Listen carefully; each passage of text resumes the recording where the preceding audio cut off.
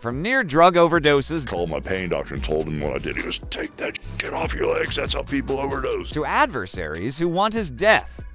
More than most, Hulk Hogan was in danger. However, a hit or narcotics were not the true reason of his death. Something much more sad is at play, and you may experience heartbreak upon discovering the truth, the secret behind the Hulkster's death-causing medical nightmare. The myth that has been circulated to wrestling fans worldwide for months is that on July 24, 2025, the great Hulkster died of cardiac arrest at the age of 71. The official cause of death was cardiac arrest, which happened at his house at approximately 9:51 a.m. But what if I told you that this was only the beginning of a much more terrible, dark reality? The true narrative starts with decades of medical malpractice, poorly performed surgeries, and a healthcare system that consistently let one of wrestling's biggest symbols down, not with his last moments. Emergency personnel arrived at Hulk Hogan's residence in Clearwater, Florida, on July 24, 2025, at around 9:51 a.m., after receiving a report that officials described as a cardiac arrest. Just before 10 a.m. today, Clearwater Fire and Rescue along with the Clearwater Police Department responded to a house in the 1000 block of El Dorado Avenue for a medical-related call. It was discovered at that time Terry Bollea, also known as Hulk Hogan, was experiencing a serious medical-related issue. Personnel provided medical treatment at that time and transported Mr. Bollea to Morton Plant Hospital, where he died at 11:17 a.m. This was portrayed by the mainstream media as a simple medical emergency. Authorities ruled out foul play when he was taken to Morton Plant Hospital and declared dead at around 11:17 a.m. The Clearwater Police Department is conducting a death investigation, which is standard in these types of cases. There are no signs of foul play or suspicious activity related to this call for service at this time. This is when the story takes its first negative turn, though.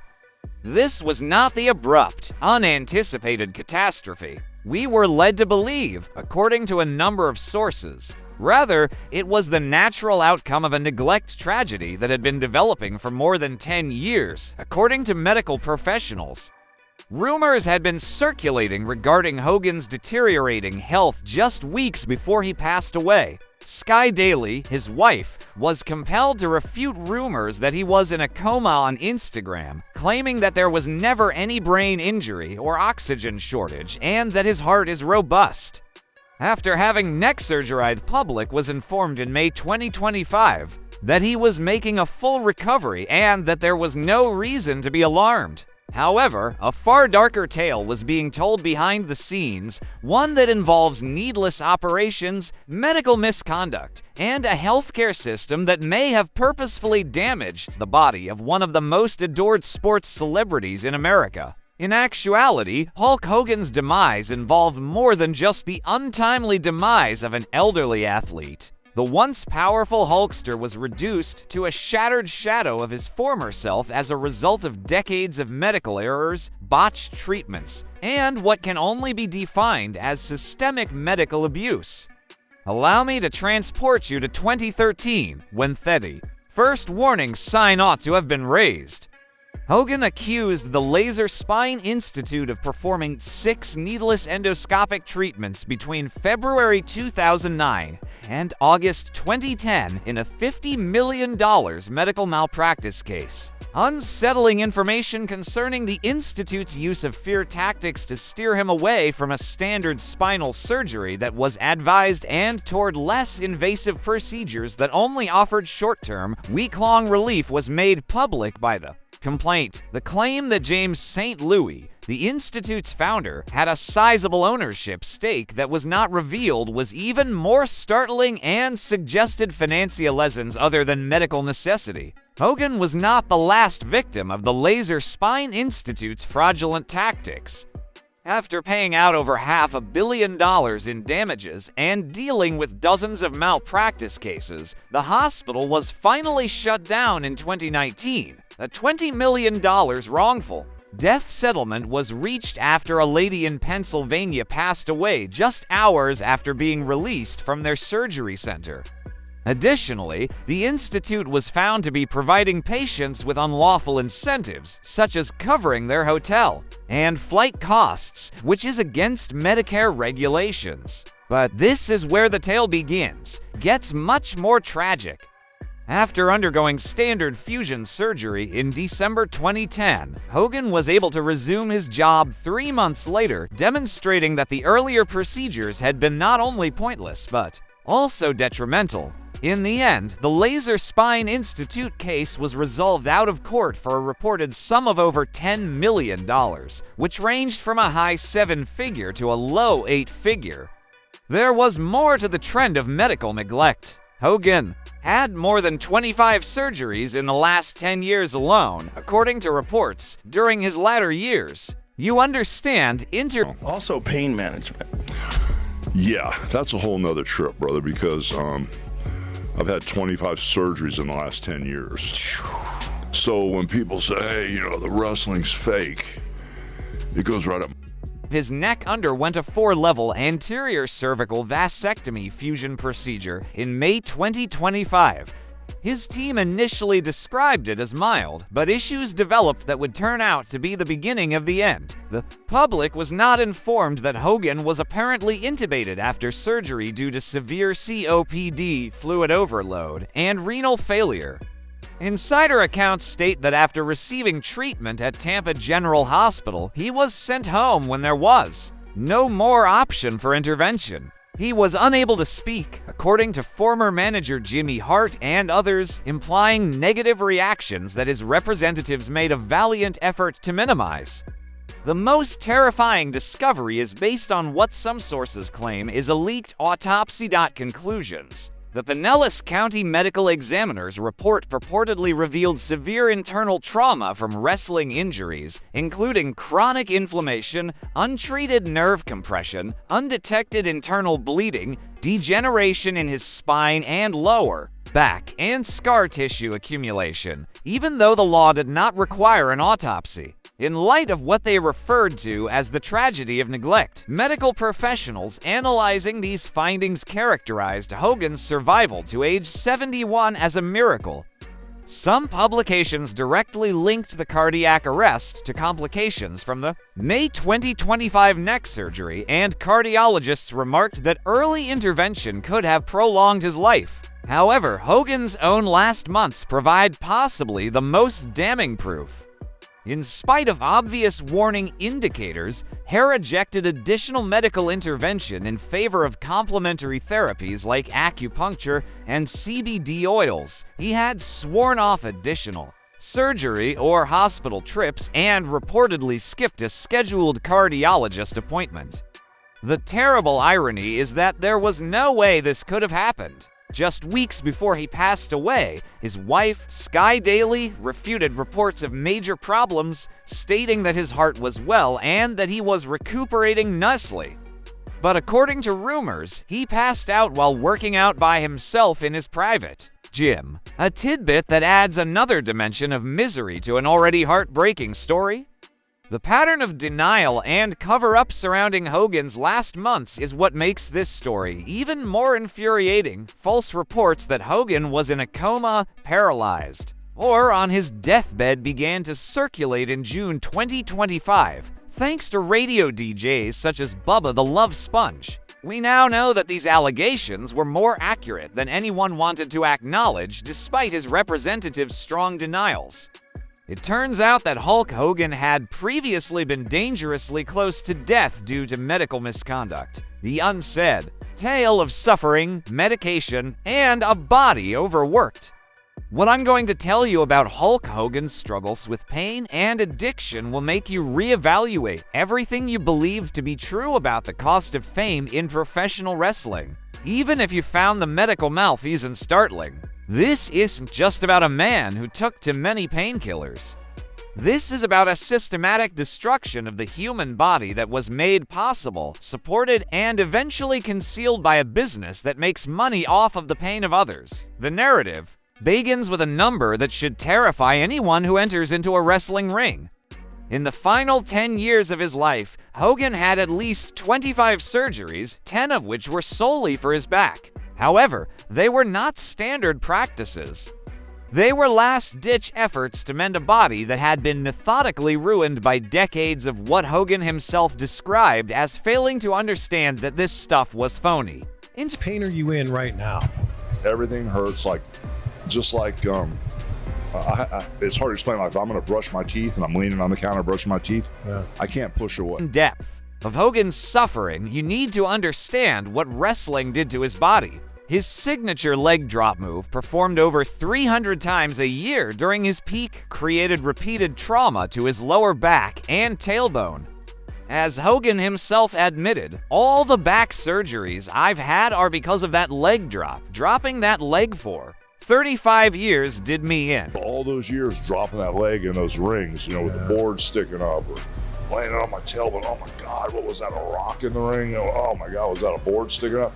All those years dropping the leg, I would have changed that and I would have never dropped the leg. However, the physical devastation was only the start. A journey into pharmacological hell ensued, which brought him dangerously close to death several times. According to Hogan, his addiction to painkillers spiraled out of control as doctors continued to write prescriptions for him, becoming especially severe between 2017 and 2018 when he was unable to function without them. This nightmare reaches its climax in the fentanyl story. Due to Hogan's extreme tolerance to other opioids, fentanyl, which the CDC states is 50 times more potent than heroin and 100 times more potent than morphine, was prescribed. The outcome was disastrous. The pharmacist says, I've never seen anybody on so much fentanyl and still be alive. And so that was the prescription they were giving me because my back was so bad. They cut on me so much and compromised the structural integrity of my back by cutting so much bone away that I was just a mess. In an interview on the Joe Rogan Experience, Hogan described how fentanyl was administered by doctors in response to his high morphine tolerance following many surgeries. He spoke of having serious physical reactions that necessitated EMT assistance, and this choice almost killed him. And then there's one night when I don't know what I was taking. I guess they had me on the fentanyl things you stick up under your gums and the patches on my legs and the lollipops. I remember one night my body just completely torqued and my head and shoulders were facing the opposite way. And it took a bunch of EMTs to get me out of the house. The dosage was astounding. 15 lollipops with 1,500 milligrams each to consume during the day, 280 fentanyl pills to be inserted behind his gums morning and night, and 150 milligrams patches on his legs. An amount that would kill the majority of individuals. Although it cost $2,000 per 2 days and was not covered by insurance, the actual cost was much more. Hogan's description of the withdrawal symptoms sounded like something from a scary movie. He lost 35 pounds, had violent sleep flailing where he hurt himself, woke up with his head turned away from his shoulders and his body twisted, had hallucinations of his wife's teeth falling out and speaking to him, and had sweated through his mattress and bed several times. It was more than just an addiction. This was torture with chemicals. And I sweated through the bed all the way through the mattress and stuff several times. I had people come in and check on me, and I saw my ex-wife's teeth come out and talk to me. I saw a plastic squirt gun come out of her chest, and this is coming off the fentanyl. But his struggle wasn't just with fentanyl. The extent of the procedures Hogan underwent is so extensive that it reads like a medical textbook detailing every possible medical problem he had. Both hips and knees replaced, most likely as a result of wrestling-related wear and tear. He had several shoulder operations, some of which were performed more than 20 years ago, most likely as a result of hits sustained during wrestling. According to his daughter Brooke, both shoulders were scoped, and one procedure was worsened by MRSA and required a lengthy recuperation period. This medical nightmare is further compounded by the abdominal and ocular surgeries. Although there are few specifics, these were probably related to injuries sustained during wrestling. The most likely causes were orbital socket fractures for the eyes and possible hernias for the abdomen. The fact that his bodily decline was apparent to anyone who looked closely was perhaps the most distressing. Hogan's height dropped from 6 feet 7 inches to about 6 feet 4 inches, a 3-inch drop that he ascribed to structural alterations from several back surgeries and spinal compression. It was more than aging. This was the physical breakdown of a human body that had been overworked. It's hard to explain. Like if I'm going to brush my teeth and I'm leaning on the counter brushing my teeth, I can't push away. So when I'm done brushing my teeth, I have to lean in like that and then pull back. It was devastating to see Hogan suffering on a daily basis. He had to lean against the counter to brush his teeth. He was unable to straighten his arms at the gym, and he was unable to push a glass door open.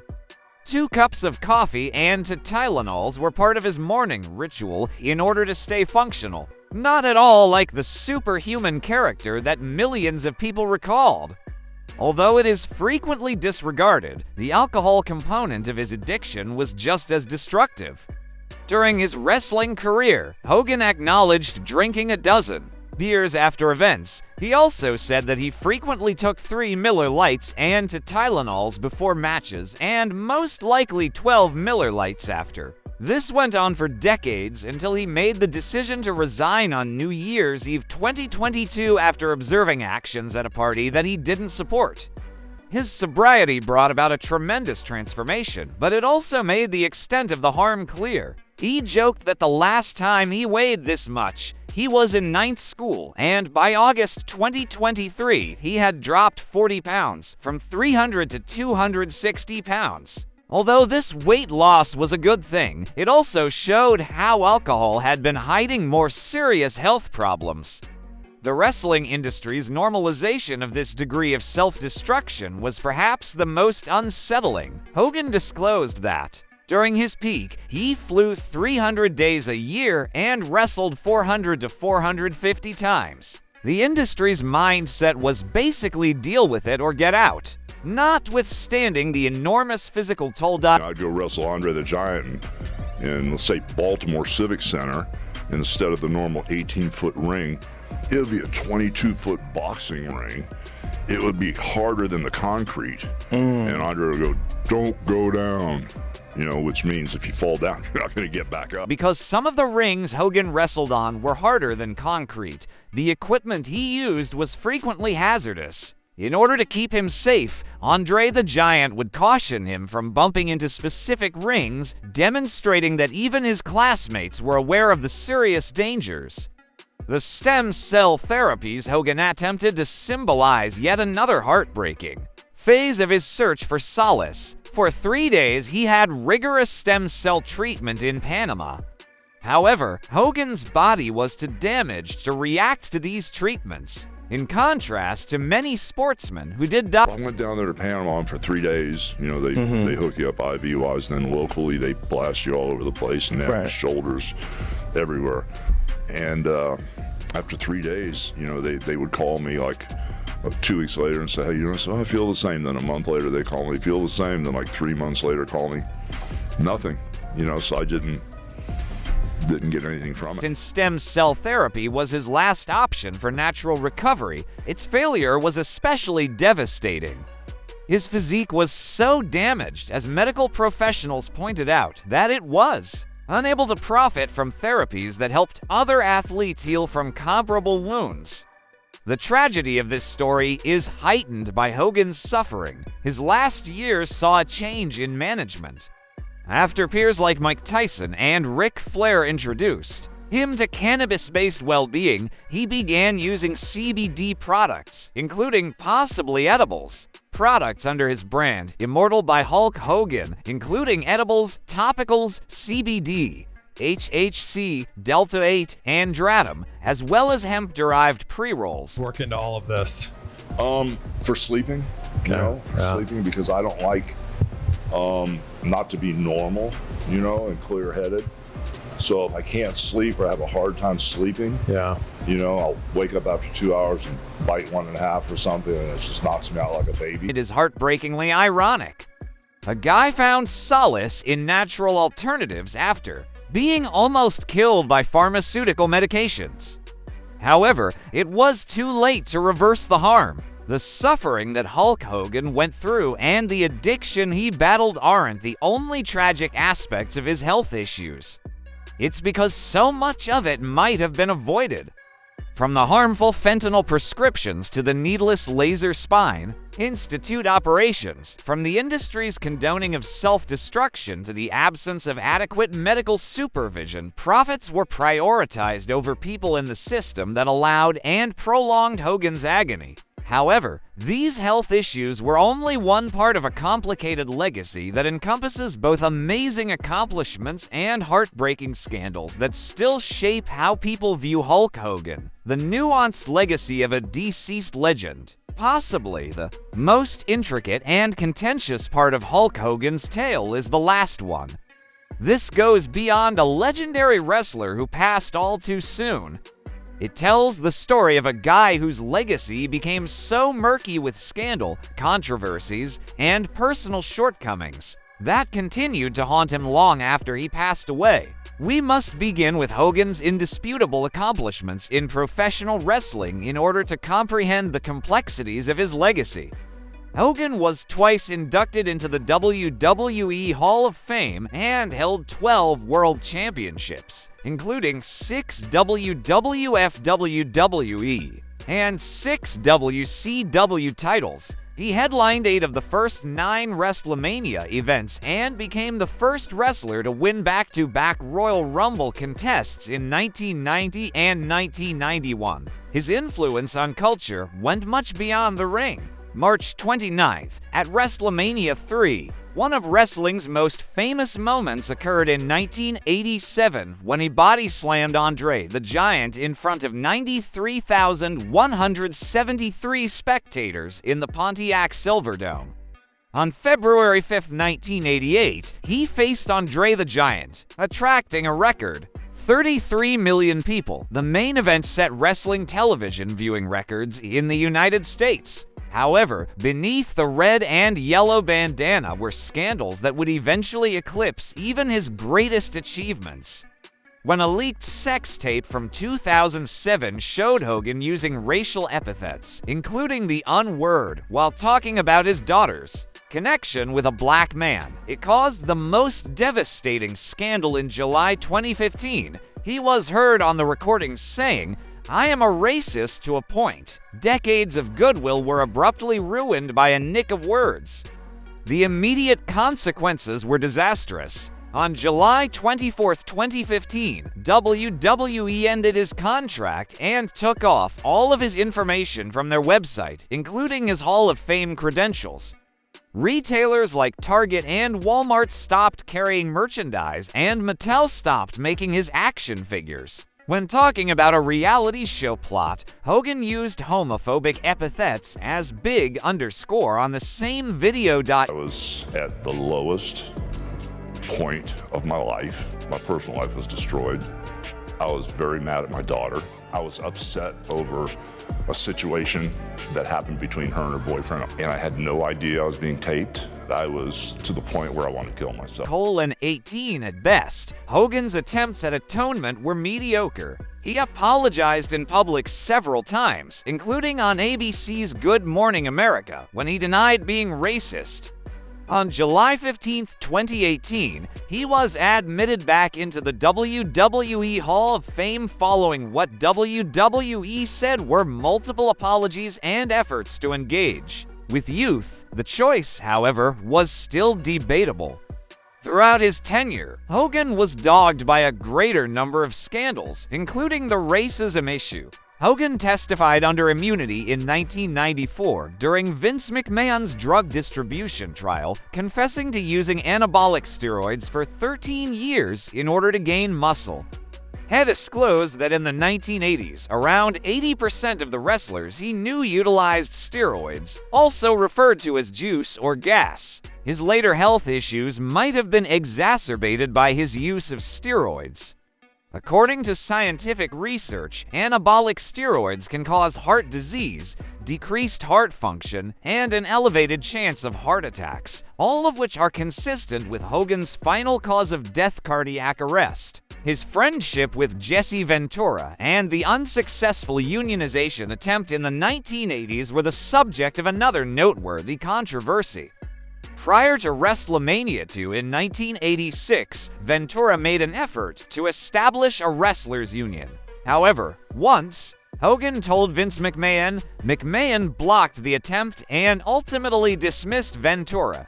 When my attorney said, Mr. McMahon, has there ever been a union in wrestling? And Vince said, no. He said, has anyone ever tried to? And Vince said, well, I think Jesse Ventura spouted his mouth off about it once before. And my attorney said, did you hear Mr. Ventura? No. Well, then how do you know he... When Hulk Hogan told me, Vince told me without hesitation. According to recent interviews, Ventura has never forgiven this betrayal.